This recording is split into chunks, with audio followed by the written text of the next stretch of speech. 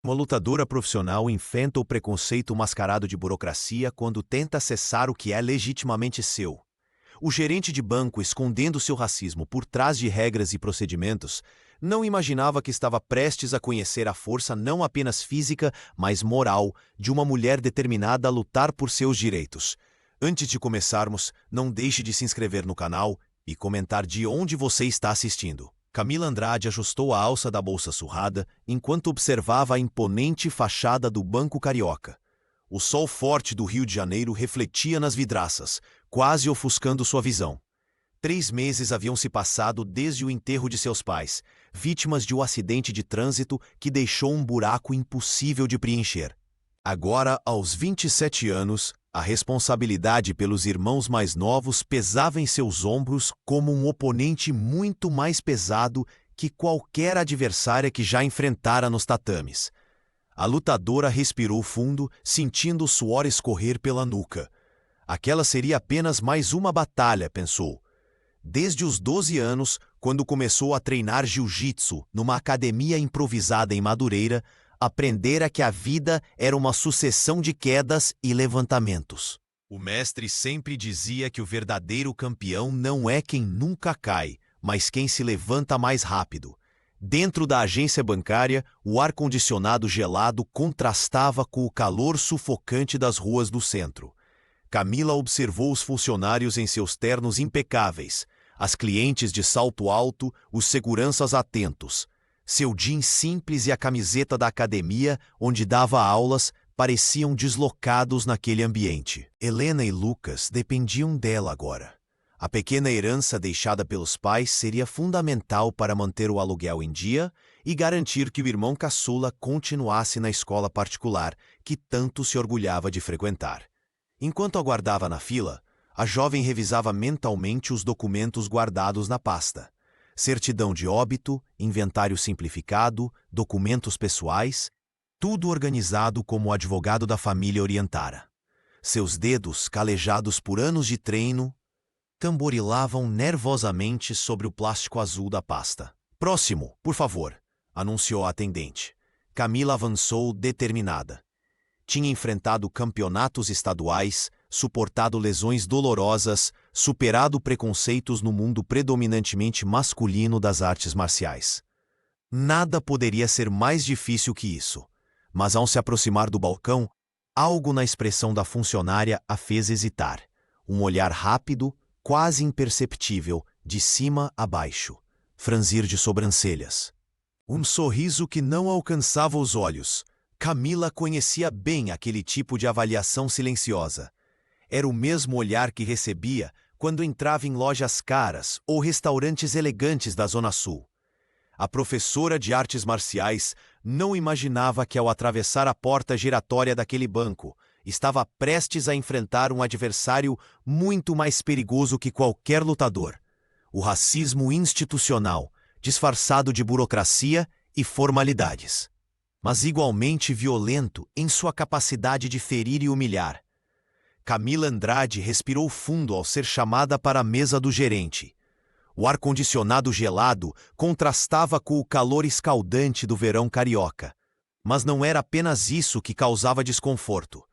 Roberto Almeida a encarou por cima dos óculos de armação fina, como se avaliasse não apenas os documentos, mas a própria presença dela naquele espaço.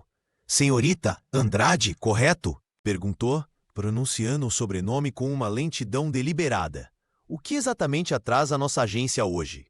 A lutadora colocou sobre a mesa a pasta organizada com todos os documentos da herança.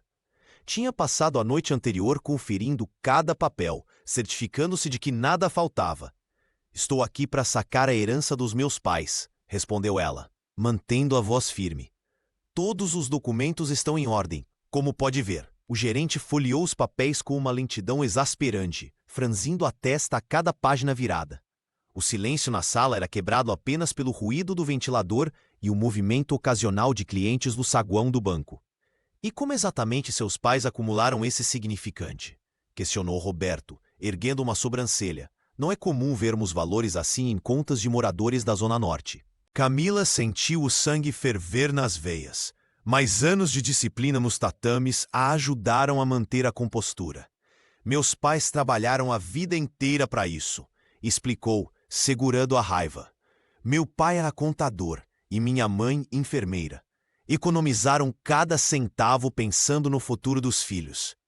O homem deu um sorriso que não alcançou seus olhos. Entendo. E você tem como comprovar que é realmente filha deles? Esses documentos parecem... bem, digamos que poderiam ser mais conclusivos. A insinuação pairou no ar como veneno. Camila percebeu que outros clientes começavam a observar a interação. Um segurança, que mais tarde saberia chamar-se Everaldo, ajustou sua posição, como se antecipasse problemas. Está tudo aí. Certidão de nascimento, documentos do inventário, decisão judicial. Ela apontou cada papel. O que mais seria necessário? Roberto empurrou os documentos de volta, com um gesto displicente. Vou precisar de uma verificação adicional. Sabe como é? Procedimentos para evitar fraudes. Pessoas aparecem todos os dias tentando acessar contas alheias. A forma como ele enfatizou pessoas deixava claro que não se tratava de qualquer pessoa, mas de alguém como ela, uma mulher negra em um banco no centro do Rio. Quanto tempo isso vai levar? Perguntou Camila, tentando não demonstrar o quanto aquele olhar a afetava. Difícil dizer. Semanas, talvez meses, dependendo do resultado da nossa investigação interna. Naquele momento, Camila entendeu que não enfrentava apenas burocracia, mas algo muito mais antigo e enraizado. Algo contra o qual nem mesmo seus anos de luta a haviam preparado completamente. Jorge Oliveira ocupava um dos assentos de espera no canto do saguão, seu corpo magro quase desaparecendo na poltrona de couro sintético. Aos 72 anos, o aposentado tinha desenvolvido o hábito de observar as pessoas enquanto esperava sua vez de ser atendido. Naquela manhã de terça-feira, sua atenção foi completamente capturada pela jovem mulher negra que discutia com o gerente no balcão de atendimento preferencial. O senhor de cabelos brancos ajustou os óculos de armação dourada, inclinando-se ligeiramente para frente. Havia algo familiar naquela moça. Os gestos firmes, o queixo erguido em desafio, a postura que revelava disciplina física, tudo lembrava alguém que conhecera há muitos anos, em outro tempo, em outro contexto. Camila sentiu o peso daquele olhar. No meio da tensa conversa com Roberto, ela virou-se brevemente e seus olhos encontraram os do senhor sentado a alguns metros. Não foi um olhar de curiosidade mórbida, como o dos outros clientes que fingiam mexer em seus celulares enquanto acompanhavam o desenrolar do conflito. Era diferente, um olhar que transmitia algo entre solidariedade e reconhecimento. O tempo pareceu congelar por um instante. Jorge não desviou o olhar, nem demonstrou constrangimento por ter sido flagrado observando. Ao contrário, manteve os olhos fixos nos dela, com uma expressão que parecia dizer: eu entendo o que está acontecendo aqui. Um leve aceno de cabeça, quase imperceptível, confirmou essa comunicação silenciosa. A jovem lutadora sentiu um estranho conforto naquela presença. Em meio ao ambiente hostil da agência bancária, com o gerente cada vez mais agressivo em seu tom, aquele senhor representava uma testemunha silenciosa que parecia enxergar além das aparências. Quando Roberto elevou a voz, Jorge se moveu desconfortavelmente na cadeira, apertando a bengala que descansava contra seu joelho. Seus dedos, marcados pelo tempo, tamborilaram no cabo de madeira polida. O aposentado parecia dividido entre a vontade de intervir e o peso de uma vida inteira condicionada a não se envolver em conflitos. Mesmo sem dizer uma palavra, sua presença se tornava cada vez mais marcante naquele cenário de tensão crescente. Os outros clientes olhavam e logo desviavam o olhar, fingindo indiferença. O segurança Everaldo mantinha-se estrategicamente distante, pronto para intervir, mas claramente relutante. Já o senhor de cabelos brancos permanecia ali, testemunhando tudo, como se estivesse colecionando cada detalhe daquela injustiça que se desenrolava diante de seus olhos cansados. Roberto Almeida folheou os documentos com desdém, seu olhar frio percorrendo cada página como se procurasse falhas. Camila Andrade permaneceu em pé, rígida, enquanto o gerente do Banco Carioca devolvia os papéis com um movimento brusco sobre o tampo da mesa. Infelizmente, não poderia autorizar este saque, declarou ele, ajustando a gravata. Há inconsistências nos documentos que precisam ser verificadas. Além disso, precisaríamos de mais provas de que a senhora é realmente quem diz ser. Camila sentiu o sangue ferver nas veias. Todos os documentos estavam em ordem. Certidão de óbito dos pais, testamento, sua identidade, tudo autenticado conforme exigido. Quais inconsistências? Perguntou ela, tentando manter a voz firme. Passei semanas reunindo essa documentação. O gerente sorriu com superioridade. Entenda, senhorita. Heranças desse valor exigem procedimentos rigorosos. Não é algo que se resolva assim, de qualquer jeito. A lutadora percebeu o tom condescendente. Ao redor, outros clientes começaram a notar a tensão crescente.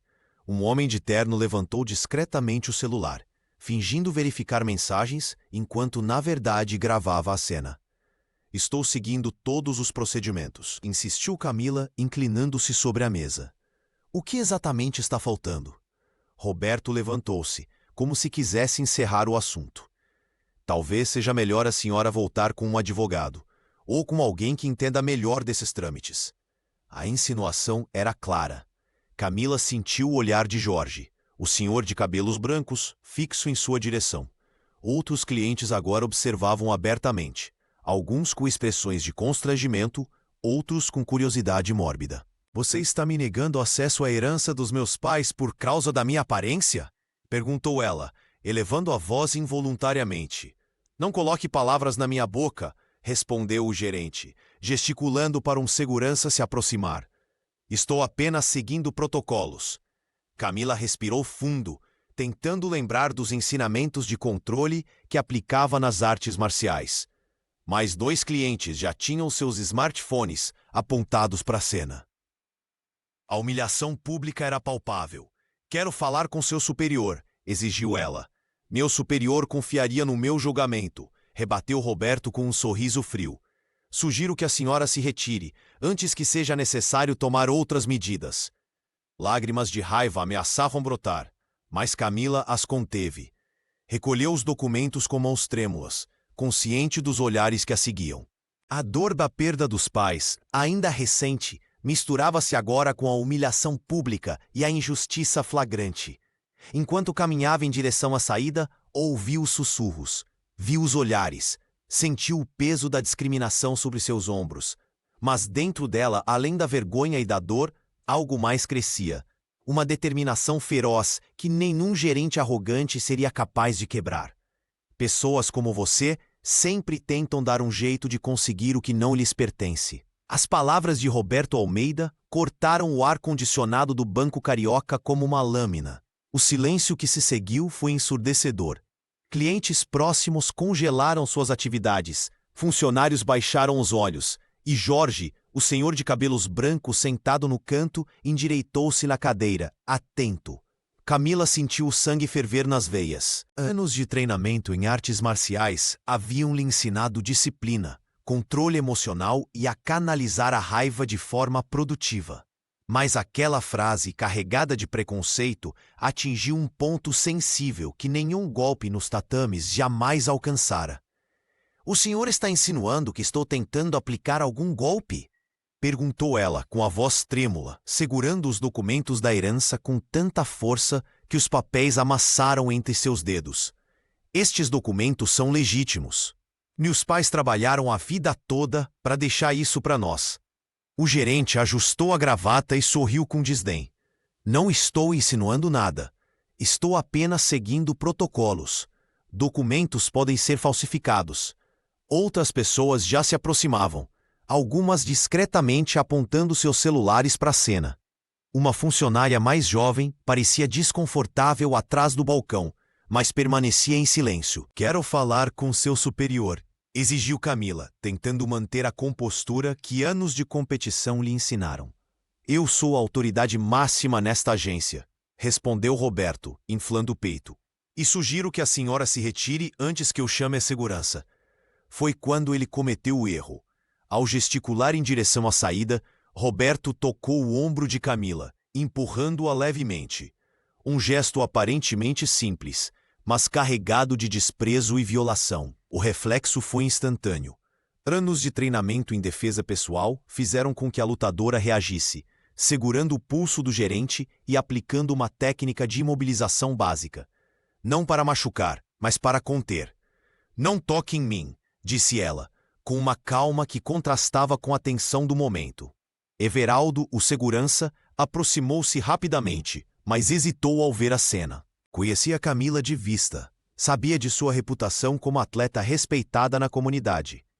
"Socorro! Ela tá me agredindo!" gritou Roberto, exagerando sua situação, enquanto mais celulares surgiam para registrar o momento. Camila soltou o gerente imediatamente, percebendo a armadilha em que havia caído. O treinamento em artes marciais havia lhe dado reflexos rápidos, mas nada preparara para a luta contra o racismo institucional que agora enfrentava. "Chame a polícia", ordenou o gerente a Everaldo, massageando o pulso como se tivesse sofrido uma lesão grave. Esta mulher acabou de agredir um funcionário do banco. O celular de Camila Andrade vibrou incessantemente no bolso. Mensagens de desconhecidos chegavam uma após a outra, todas com o mesmo teor. "Você está em todo lugar." 3 clientes do Banco Carioca haviam registrado o confronto com Roberto, e os vídeos já circulavam em grupos de WhatsApp e no Twitter como fogo em palha seca. "Olha essa lutadora colocando o gerente racista no lugar dele", dizia uma das postagens com mais compartilhamentos. Outra, com tom oposto, questionava que tipo de pessoa resolve as coisas na base da agressão. Em questão de horas, a hashtag Camila Andrade já figurava entre os assuntos mais comentados do Brasil. A lutadora sentou-se na calçada em frente à agência bancária, as mãos trêmulas segurando o dispositivo. Cada nova notificação parecia um soco no estômago.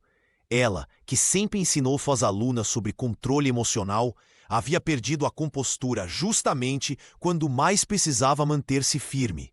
As lágrimas escorriam silenciosamente, enquanto tentava processar como sua vida privada havia se tornado um espetáculo público em minutos. Foi assim que Helena a encontrou.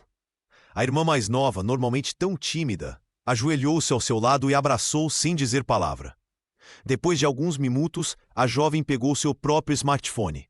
"Você precisa contar sua versão", disse Helena com uma determinação surpreendente, "antes que criem uma narrativa sobre você." Com o rosto ainda marcado pelo choro, Camila olhou diretamente para a câmera do celular que a irmã segurava.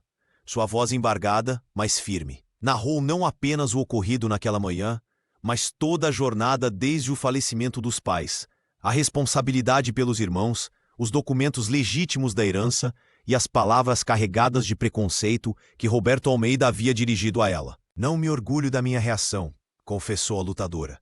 "Mas depois de uma vida inteira sendo tratada como invasora em espaços que tenho o direito de ocupar, algo simplesmente quebrou dentro de mim." O depoimento sincero, gravado ali mesmo na rua, foi publicado por Helena no perfil pessoal da irmã. Em menos de uma hora, o vídeo já havia sido compartilhado por celebridades e ativistas, amplificando ainda mais o caso. Enquanto voltavam para casa no transporte público, as irmãs observavam atônitas as notificações que não paravam de chegar. O telefone de Lucas também não parava de tocar, com colegas de escola perguntando se a mulher do vídeo era realmente sua irmã. O que deveria ser apenas uma manhã de resolução burocrática havia se transformado em um divisor de águas. Para o bem ou para o mal, Camila Andrade não é mais apenas uma lutadora anônima da zona norte do Rio de Janeiro. Agora era o rosto de um debate nacional sobre racismo, dignidade e os limites da paciência humana. A viatura parou em frente à 18ª Delegacia de Polícia em Copacabana. Camila Andrade desceu primeiro, as mãos ainda trêmulas, enquanto Roberto Almeida a seguia a alguns passos de distância, ajeitando a gravata como se aquilo pudesse restaurar sua dignidade. O contraste entre os dois era evidente. Ela, com o rosto marcado pelo choro contido, ele tentando manter a postura de superioridade mesmo algemado. O interior da delegacia era um ambiente frio e impessoal. As paredes descascadas e o cheiro de café velho criavam uma atmosfera opressiva. Camila foi conduzida para uma sala de espera, onde se sentou em uma cadeira de plástico, observando o movimento dos policiais que passavam apressados pelos corredores. "Você está bem? Quer um copo d'água?" perguntou uma policial, oferecendo um gesto de humanidade que parecia fora de lugar naquele ambiente. A lutadora apenas assentiu, incapaz de articular palavras. Através da janela empoeirada, ela notou algo inusitado. Um pequeno grupo de pessoas começava a se formar na calçada em frente à delegacia. Eram 5, depois 10, logo 20 pessoas. Algumas seguravam cartazes improvisados. "Justiça para Camila", dizia um deles. Do outro lado da sala, o gerente mantinha os olhos fixos no chão, evitando qualquer contato visual. Ocasionalmente, ele sussurrava algo ao advogado que havia chegado minutos depois. O silêncio entre os dois lados era ensurdecedor, interrompido apenas pelo barulho dos teclados e telefones. O detetive Soares apareceu na porta, observando a cena com olhos analíticos. Era um homem de meia idade, com rugas de expressão que denunciavam anos investigando casos difíceis. Ele analisou Camila por alguns instantes, depois Roberto, como se tentasse decifrar a verdade antes mesmo de ouvir os depoimentos. "Senhorita Andrade, por favor", chamou ele, indicando uma sala de interrogatório. Enquanto caminhava pelo corredor estreito, Camila sentiu o peso da situação. Não era apenas sobre ela agora. O burburinho lá fora crescia. Pelas redes sociais, a notícia se espalhava como fogo. Ela podia ouvir os gritos de racismo não, vindos da multidão que aumentava a cada minuto. Na sala de interrogatório, o detetive a encarou com uma expressão neutra. "Então você é lutadora?" perguntou ele, folheando uma pasta. "Professora de artes marciais", corrigiu ela, sentindo a garganta seca. Soares assentiu, fazendo anotações. Havia algo em seu olhar que Camila não conseguia decifrar. Desconfiança? Curiosidade?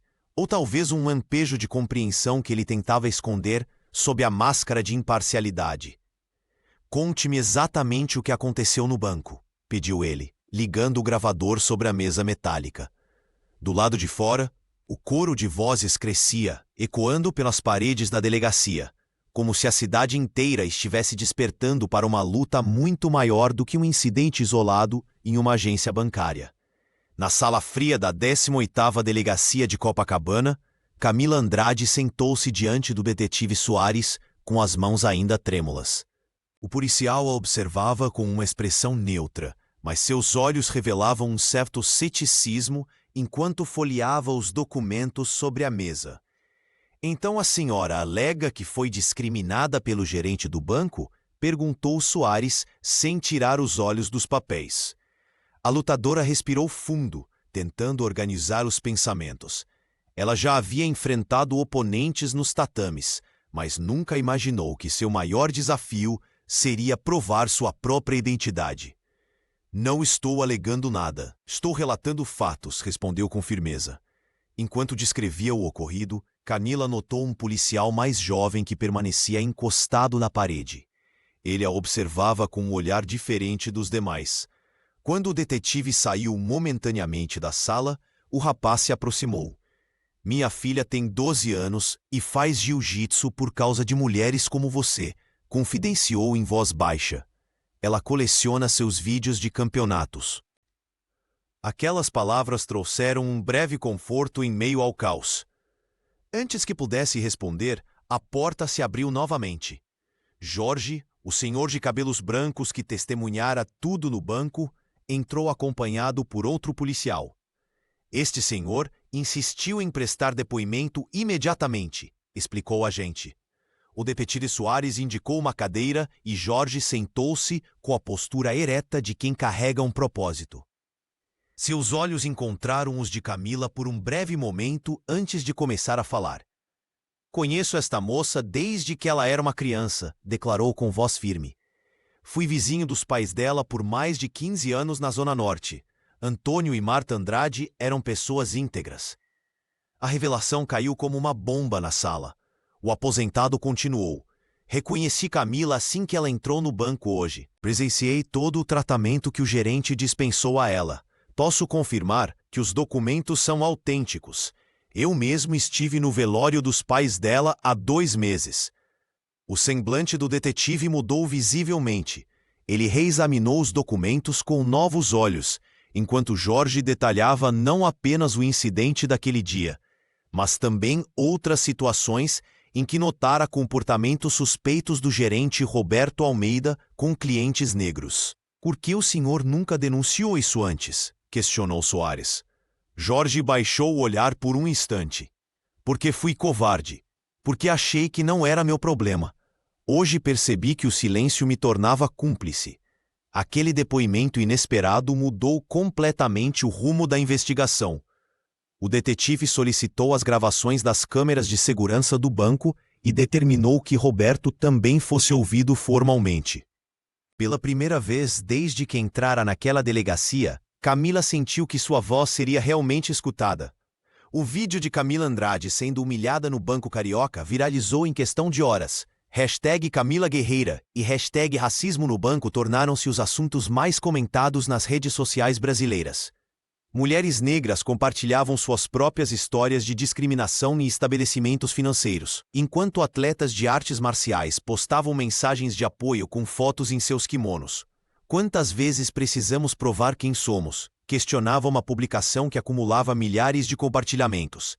O vídeo gravado por Helena, mostrando sua irmã em lágrimas na calçada, comoveu ainda mais o público. A sinceridade daquele desabafo contrastava com o silêncio institucional do banco. Uma jornalista investigativa do G1, Patrícia Mendes, começou a receber mensagens de ex-clientes e funcionários da agência.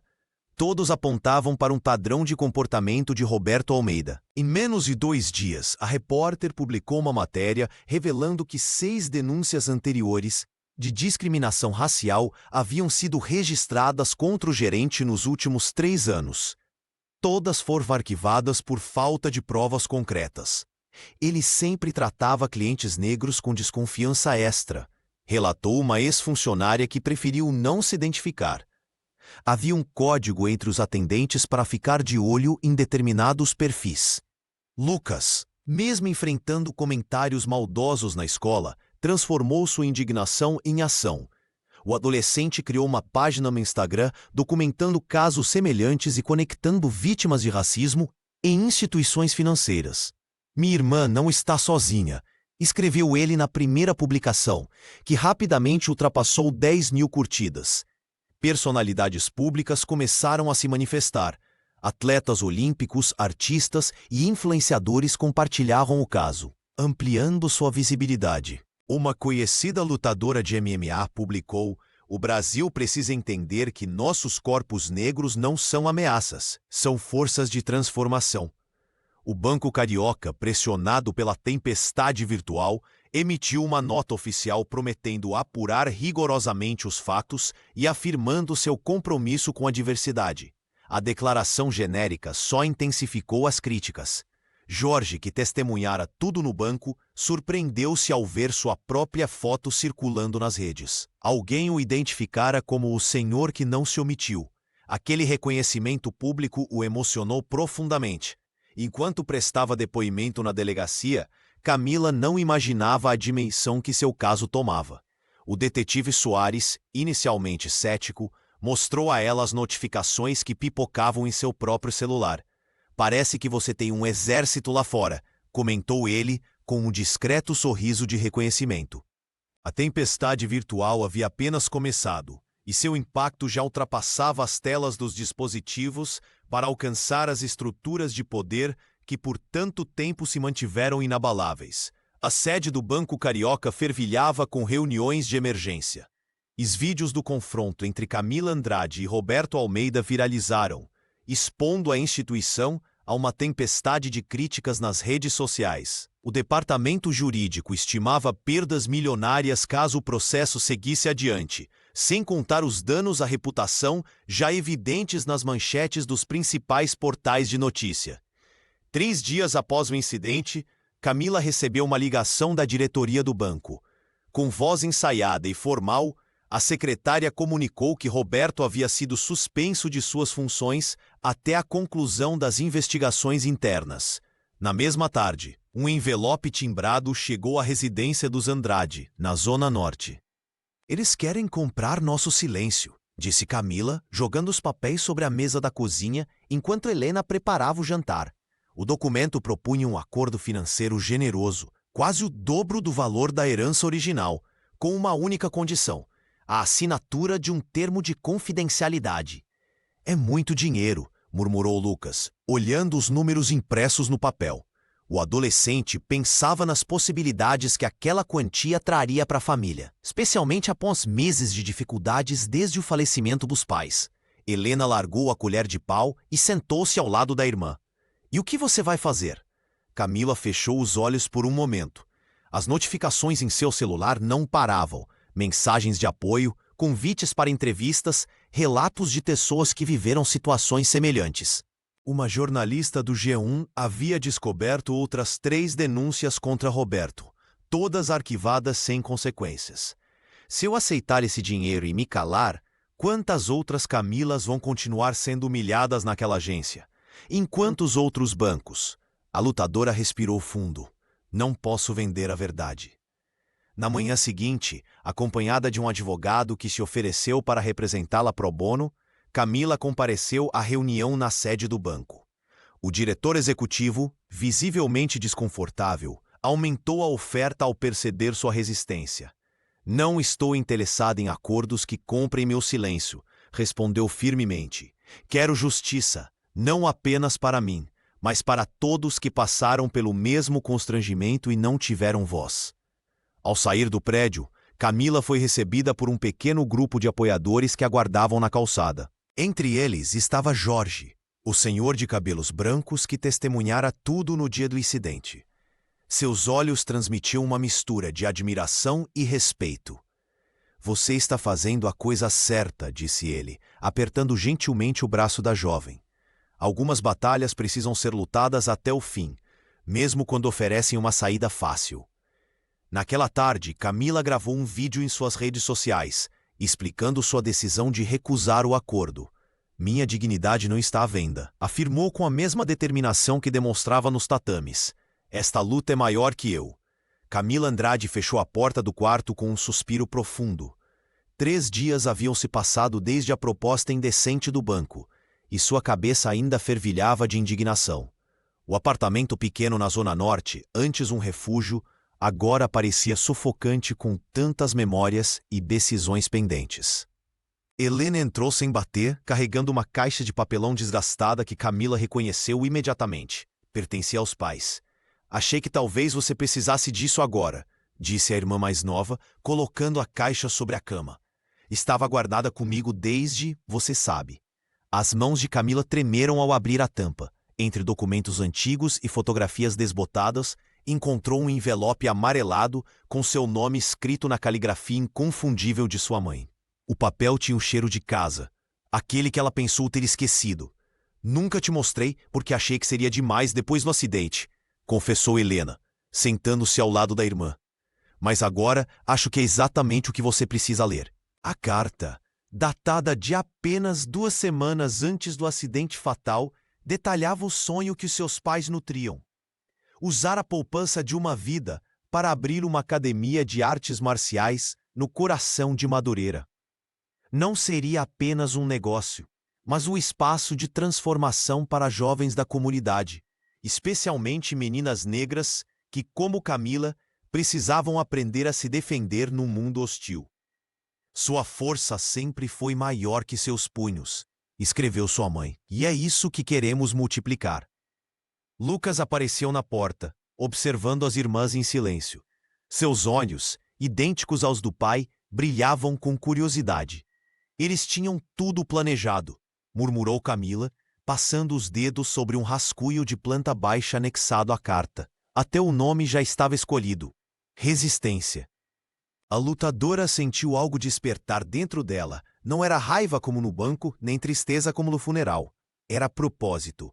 A herança que Roberto Almeida tentou negar não era apenas dinheiro. Era o sonho de seus pais materializado em papel e tinta. É isso, disse ela levantando-se com uma energia renovada. Não vamos usar esse dinheiro só para sobreviver. Vamos realizar o sonho deles. Helena sorriu, aliviada por ver a determinação voltar aos olhos da irmã. Lucas, encostado no batente da porta, balançou a cabeça em aprovação. Naquela noite, espalhados no chão da sala, entre xícaras de café e calculadoras, os 3 irmãos Andrade começaram a planejar. A dor que os unia agora tinha um propósito maior: transformar a herança em legado, não apenas para honrar a memória dos pais, mas para criar um refúgio onde outras pessoas pudessem encontrar sua própria força. O pequeno galpão em Madureira não era nada impressionante. Paredes descascadas, algumas infiltrações no teto e um chão de cimento que precisava urgentemente de reforma.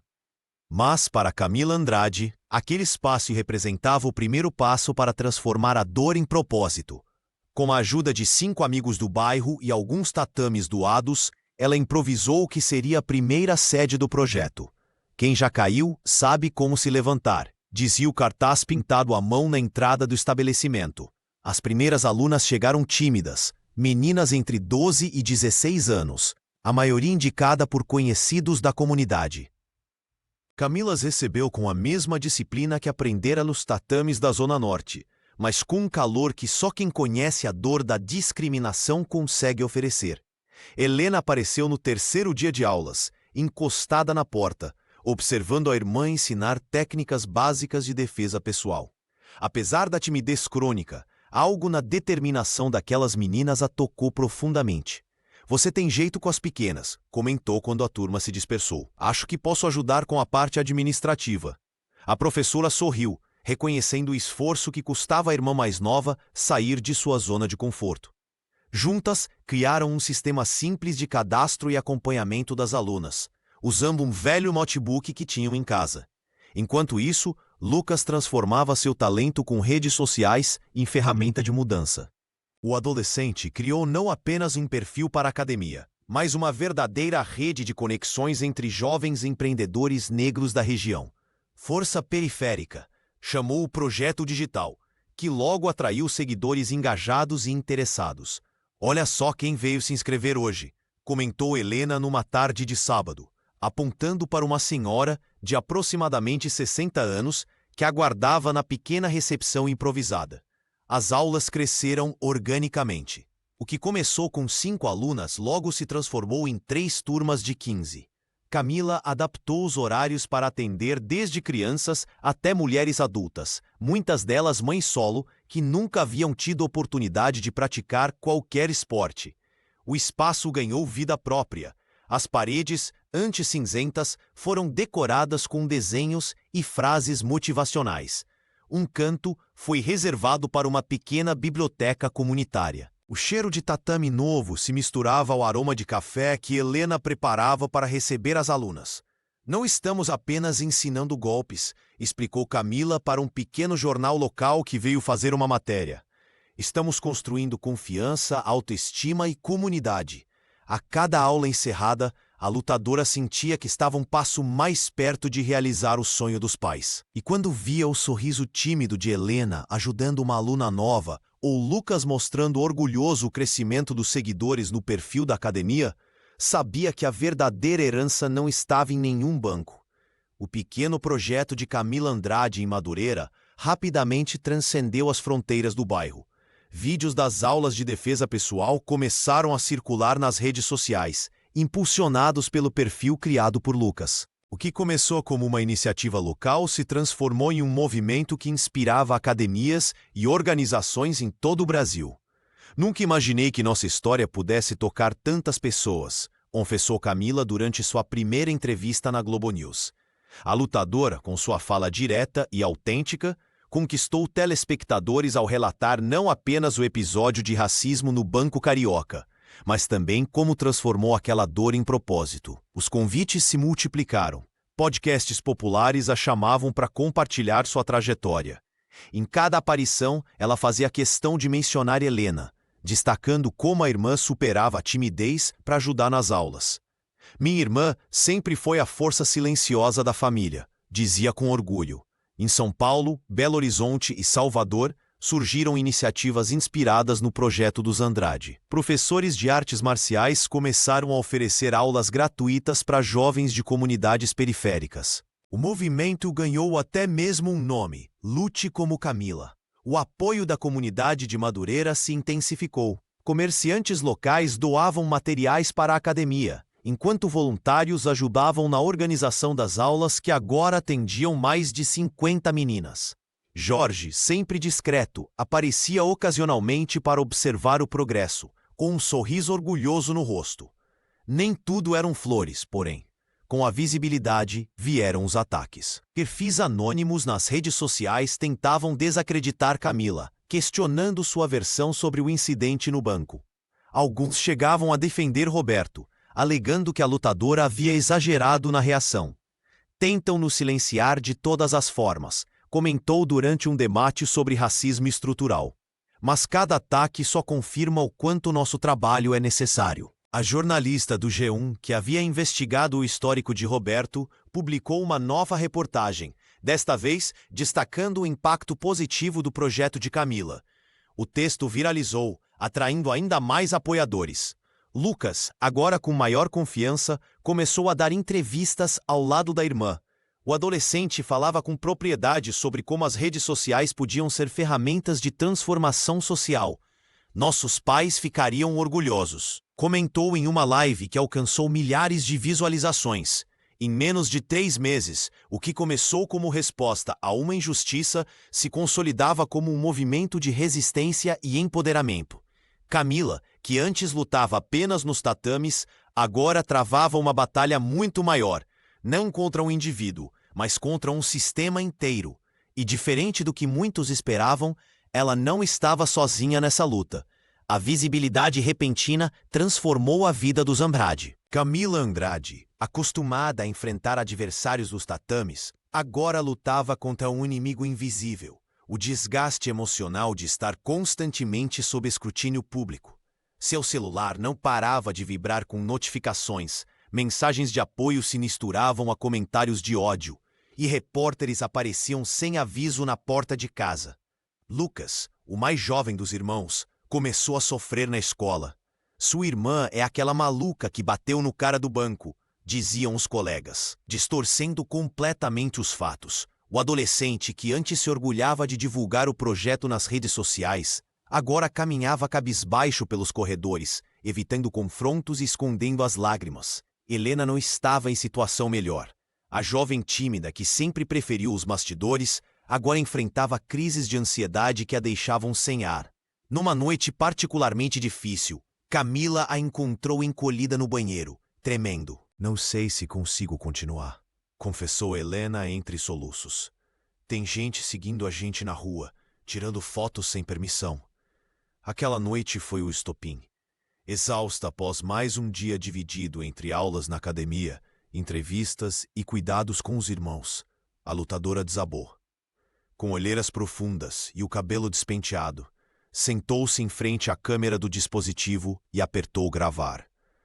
"Nunca quis ser símbolo de nada", começou ela, a voz embargada. "Só queria o que era meu por direito, sem humilhação.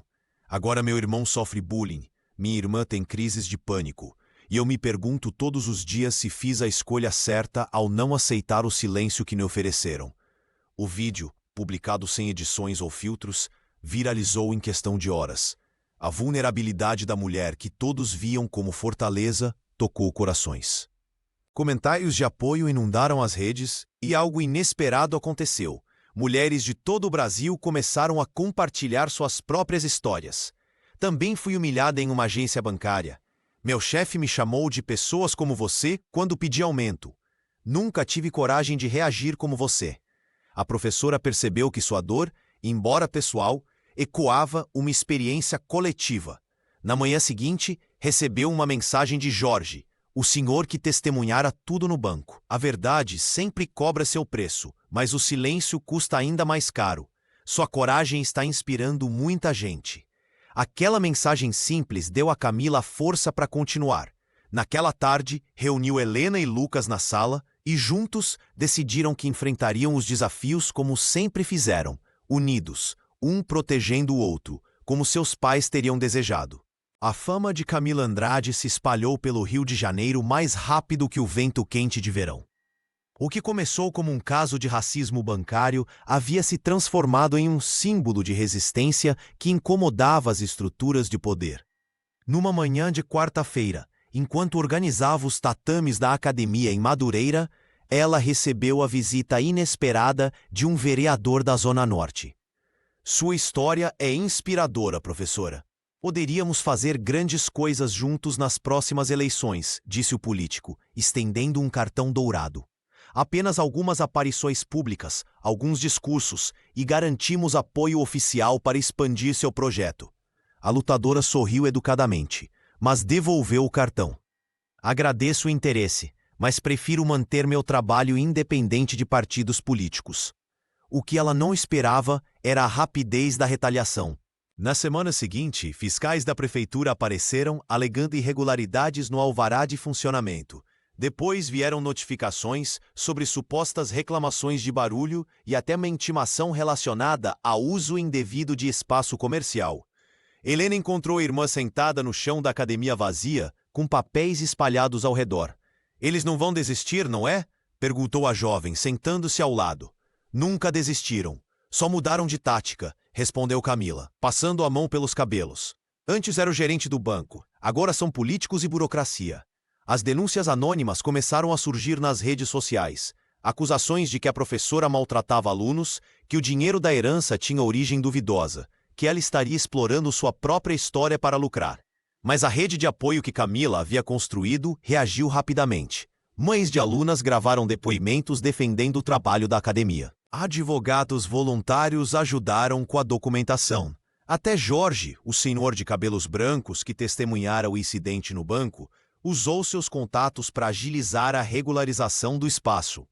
Em uma noite particularmente difícil, quando precisou cancelar as aulas devido a uma inspeção surpresa, Camila gravou um vídeo sincero em seu celular. Não estou lutando apenas por mim ou minha família. Estou lutando por cada pessoa que já foi silenciada por não se encaixar no perfil que o sistema espera. E quanto mais tentam nos calar, mais alto falaremos. O vídeo viralizou em questão de horas. Na manhã seguinte, dezenas de pessoas formavam uma fila na porta da academia, não apenas para treinar, mas para mostrar que estavam ali, presentes, resistindo junto com ela. Lucas Andrade chegou em casa naquela tarde com o uniforme escolar manchado e os olhos vermelhos. Tentou esconder o rosto, mas Helena percebeu imediatamente que algo estava errado. Quando finalmente confessou o ocorrido, a dor em sua voz era palpável. Eles disseram que nossa família só quer aparecer, murmurou o adolescente, encolhido no sofá. Que você bateu no gerente de propósito, só para ficar famosa. O principal agressor, Mateus, era filho de um executivo do setor bancário. Durante o intervalo, ele e outros 3 colegas cercaram Lucas no pátio, chamando-o de irmão da arruaceira e acusando a família Andrade de querer fama às custas da desgraça alheia. A humilhação culminou quando jogaram seu caderno na lama. Camila sentiu o sangue ferver. A mesma raiva que experimentara no banco retornava, mas agora misturada com um instinto protetor ainda mais feroz. Respirou fundo, lembrando-se dos ensinamentos de controle emocional que passava aos seus alunos. Isso acaba hoje, disse ela, pegando as chaves do carro. Na manhã seguinte, a lutadora entrou na secretaria do colégio exigindo uma reunião imediata. A coordenadora pedagógica tentou minimizar o ocorrido como coisa de adolescente, mas Camila foi inflexível.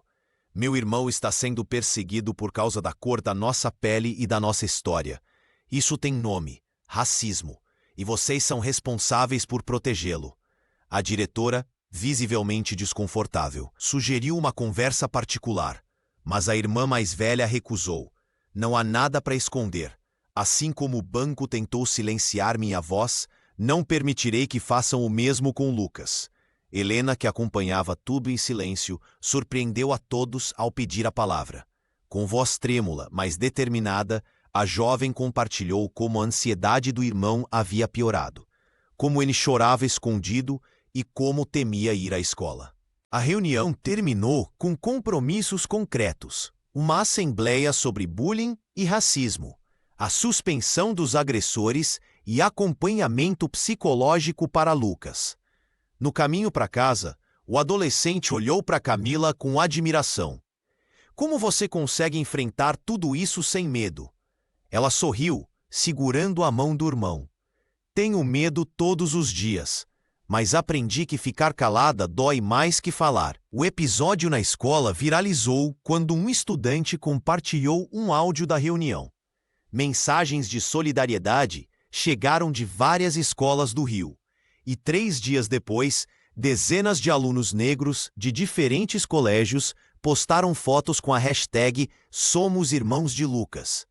O enfrentamento na escola mostrou à família Andrade que o racismo não conhecia fronteiras, mas também que a resistência poderia ser coletiva e transformadora. Um envelope pardo foi entregue na pequena academia de Camila Andrade, em Madureira, numa manhã de quinta-feira. Dentro, um cheque com valor que fez seus olhos marejarem. E uma carta simples, assinada apenas com as iniciais JS. Helena foi a primeira a suspeitar. Só pode ser o senhor do banco, aquele que testemunhou tudo, disse a jovem, enquanto ajudava a irmã a organizar os tatames gastos pelo uso constante. 3 dias depois, Jorge apareceu na porta da academia. O senhor de cabelos brancos parecia nervoso, as mãos enrugadas segurando um chapéu velho. Camila o reconheceu imediatamente e o convidou para entrar. Lucas, que estava ajudando com as redes sociais do projeto, ofereceu um copo d'água ao visitante.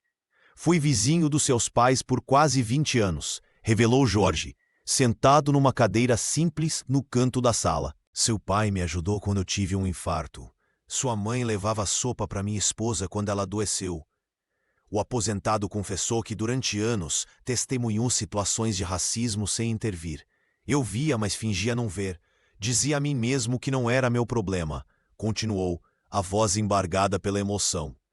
Quando vi o que aconteceu com você naquela agência bancária, foi como se todas as minhas omissões do passado voltassem para me assombrar. Camila escutou em silêncio, o rosto sereno mascarando a tempestade de emoções. O dinheiro doado por Jorge permitiria não apenas reformar o espaço atual, mas abrir uma segunda unidade em Realengo, ampliando o alcance do projeto. Não quero que pense que estou comprando perdão, explicou o senhor.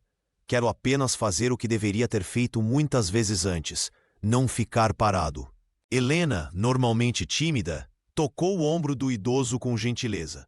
O senhor não ficou parado no banco. Seu depoimento mudou tudo. Aquela tarde se estendeu em conversa sobre o passado. Jorge contou histórias sobre os pais dos irmãos Andrade que eles mesmos não conheciam. Falou sobre sonhos compartilhados no quintal da casa antiga. Sobre como o pai de Camila sempre dizia que um dia abriria um espaço para ensinar artes marciais às crianças do bairro. Antes de partir, o aposentado pediu para conhecer as aulas. Sentado no canto do tatame, observou Camila ensinando uma turma de meninas adolescentes a se defenderem. Seus olhos marejados refletiam não apenas arrependimento pelo passado de omissão, mas esperança no futuro que ajudava a construir. Algumas dívidas nunca são pagas completamente, disse Jorge ao se despedir. Mas podemos sempre começar a tentar. As luzes do estúdio da TV Brasil brilhavam intensamente enquanto Camila Andrade ajustava o microfone preso à sua blusa. O debate sobre racismo e justiça social havia atraído uma audiência significativa, tanto no estúdio quanto nas redes sociais, onde a hashtag com o nome da lutadora já estava entre os assuntos mais comentados. Como foi enfrentar não apenas o indivíduo, mas todo um sistema? Perguntou a mediadora, uma jornalista respeitada que conduzia o programa com sensibilidade. Camila respirou fundo antes de responder. Suas palavras fluíam com a mesma precisão de seus golpes no tatame. Helena e Lucas assistiam dos bastidores, orgulhosos da irmã que havia se tornado um símbolo nacional de resistência. Foi como lutar sem regras contra um oponente que você nem consegue ver direito, respondeu ela, provocando murmúrios de concordância na plateia. A transmissão seguia seu curso quando a produção interrompeu com um anúncio inesperado. Roberto Almeida havia solicitado participação via chamada de vídeo. O estúdio inteiro congelou. A mediadora olhou para Camila, que assentiu, demonstrando a serenidade conquistada nos últimos meses. Na tela grande, surgiu o rosto do gerente. Seu semblante parecia ensaiado, a gravata perfeitamente alinhada e as palavras cuidadosamente escolhidas. Venho publicamente reconhecer meus erros e pedir desculpas à senhora Andrade pelos transtornos causados, declarou Roberto, com uma formalidade que soava artificial. A lutadora não se deixou enganar. Transtornos? O que aconteceu não foi um transtorno, foi racismo institucional. Algo que você praticou não apenas comigo, respondeu com firmeza, sem hostilidade, mas com a verdade nua e crua. O silêncio que se seguiu foi quebrado por uma mulher na plateia que se levantou. Ele me tratou da mesma forma há 2 anos, exclamou ela.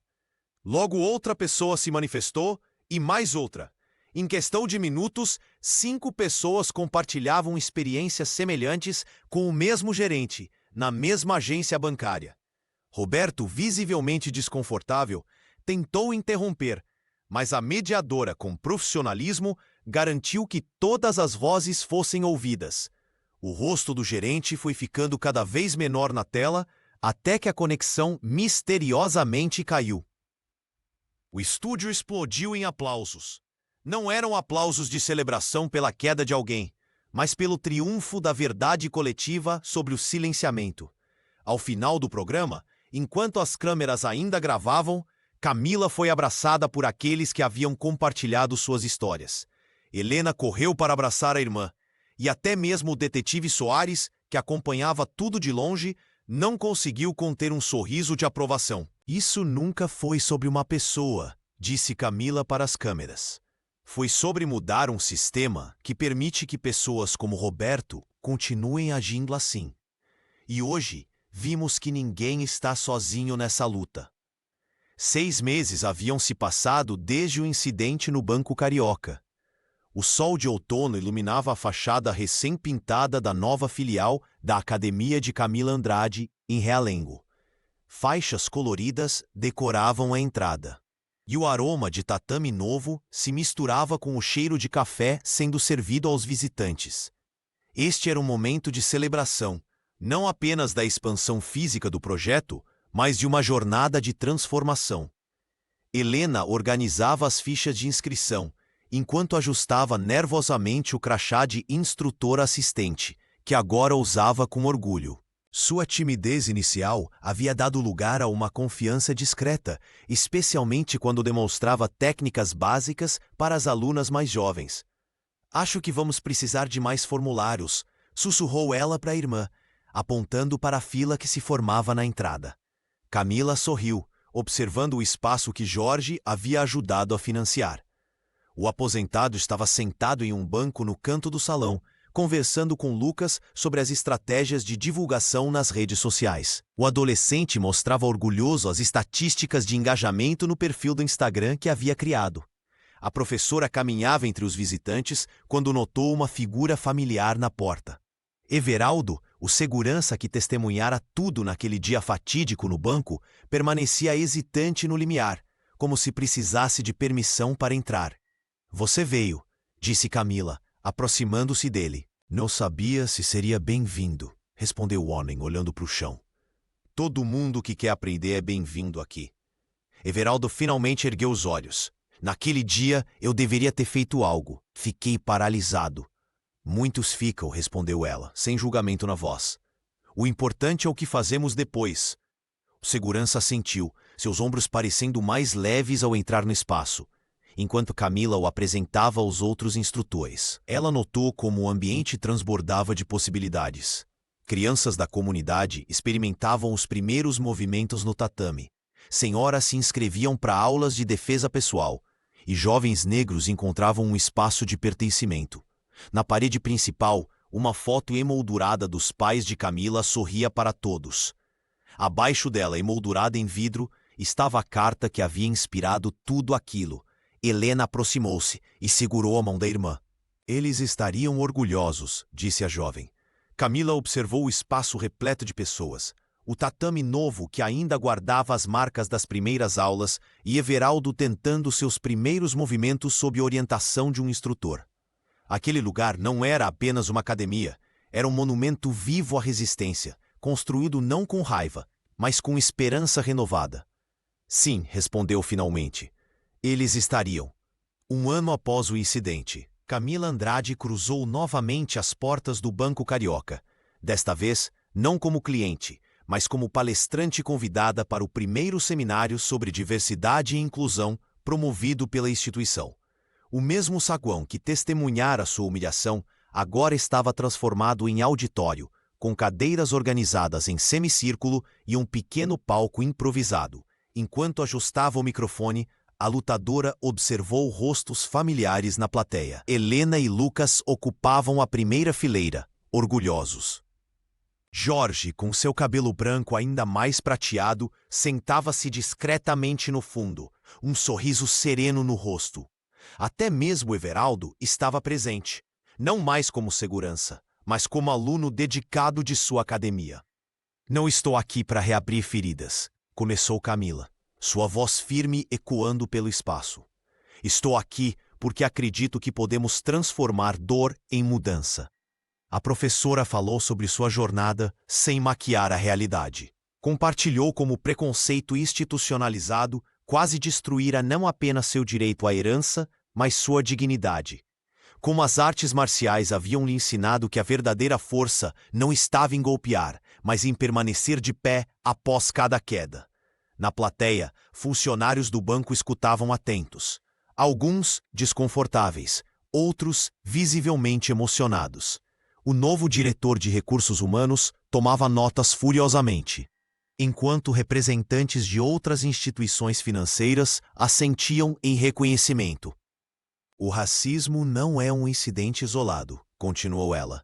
É um sistema que precisamos desmontar juntos, tijolo por tijolo. Ao final da palestra, uma jovem funcionária negra levantou-se timidamente. Como você conseguiu perdoar? Perguntou com voz embargada. Camila respirou fundo antes de responder. Não se trata de perdoar e esquecer. Trata-se de transformar. Meus pais sonhavam com um espaço onde jovens pudessem se fortalecer. Hoje, nossas academias em Madureira e Realengo recebem centenas de alunos. Isso não apaga o que aconteceu, mas dá um novo significado à nossa dor. Quando o evento terminou, Camila encontrou-se cercada por pessoas querendo compartilhar suas próprias histórias. Entre abraços e lágrimas, ela percebeu que sua maior vitória não havia sido contra Roberto ou contra o banco. Sua luta sempre fora contra um sistema muito maior. Ao deixar o estabelecimento, ela segurou as mãos dos irmãos. O sol da tarde banhava o centro do rio, iluminando os prédios históricos. A lutadora olhou para o céu, sentindo uma paz que não experimentava desde a perda dos pais. Eles estariam orgulhosos, sussurrou Helena. Camila apenas sorriu. Sua maior medalha não estava pendurada em seu pescoço, mas no legado que construía a cada dia.